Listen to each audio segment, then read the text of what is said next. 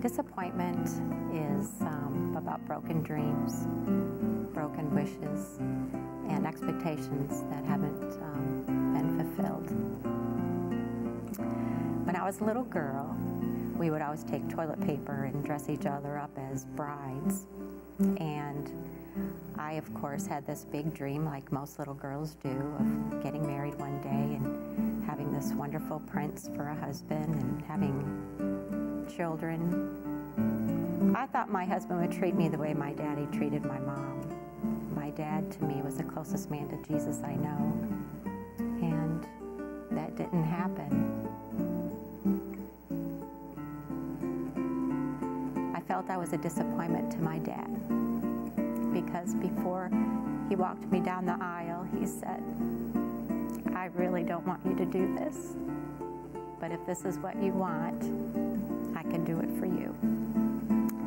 And he knew.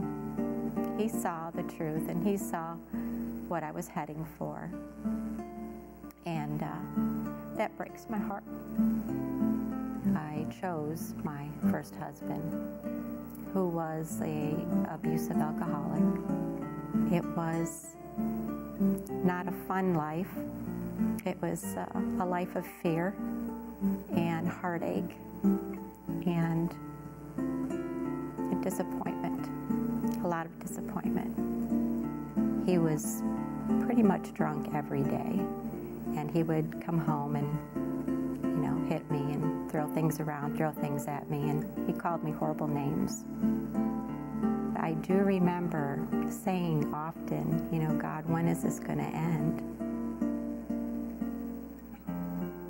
In the midst of that 15 years, I was very disappointed in myself because I made so many choices to accept unacceptable behavior. And it was because I had a need, and my need was to have a husband and to have a father for my children. The day I realized that marriage was over was the day my daughter called me from a friend's house in tears and said that she couldn't live this kind of a life any longer, that she couldn't watch a man hit me and speak to me in the manner that he did, and that she wasn't going to come home and she didn't want to come home. And that's when I knew I had to make the choice to protect my children.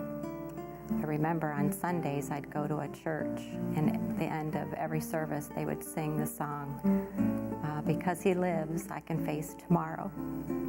And that was a hard song. I sang that song through my tears every Sunday.